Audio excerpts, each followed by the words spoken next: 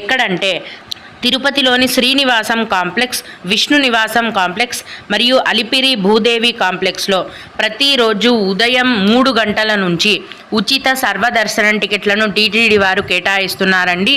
ఈ దర్శనం టికెట్లను మీరు మీ యొక్క ఆధార్ కార్డ్ ద్వారా పొందగలరు.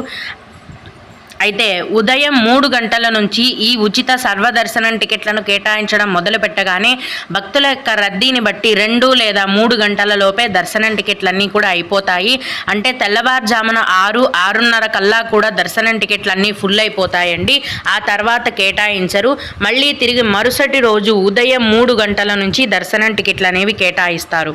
అయితే తిరుపతిలో ఇచ్చే సర్వదర్శనం టికెట్లను తీసుకొని స్వామివారిని దర్శనం చేసుకోవాలనుకునే భక్తులందరూ కూడా ముందు రోజు రాత్రి నుంచే సర్వదర్శనం టికెట్ కౌంటర్ దగ్గర క్యూ లైన్లో ఉండాలండి. అప్పుడే ఖచ్చితంగా దర్శనం టికెట్లు అనేవి దొరుకుతాయి. ఉదయం 3 గంటల నుంచి టికెట్